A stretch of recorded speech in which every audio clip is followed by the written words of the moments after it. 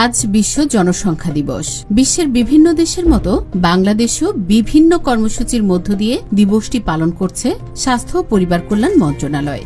দিবসটির এবারের প্রতিপাদ্য হচ্ছে অন্তর্ভুক্তিমূলক উপাত্ত ব্যবহার করি সাম্যতার ভিত্তিতে টেকসই ও সহনশীল ভবিষ্যৎ গড়ে তুলি।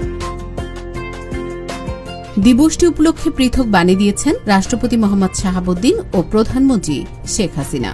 দিবসটি উপলক্ষে রাষ্ট্রপতি মোহাম্মদ শাহাবুদ্দিন বলেছেন, বর্তমানে দেশের জনসংখ্যার অর্ধেক নারী। জাতীয় উন্নয়নে নারীদের অধিক হারে সম্পৃক্ত করতে হবে। নারী ও পুরুষের সমান অধিকার নিশ্চিতে সবাইকে একযোগে কাজ করতে হবে।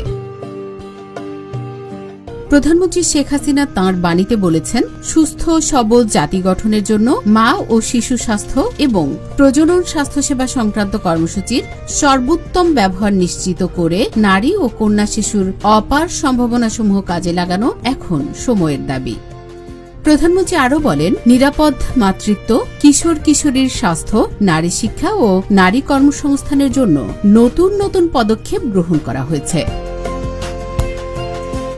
আমরা 18,500 কমিউনিটি ক্লিনিক ও ইউনিয়ন স্বাস্থ্যকেন্দ্র স্থাপন করেছি। এর ফলে গ্রামীণ দরিদ্র জনগোষ্ঠীর দোরগোড়ায় স্বাস্থ্যসেবা পৌঁছে দেয়া সম্ভব হয়েছে।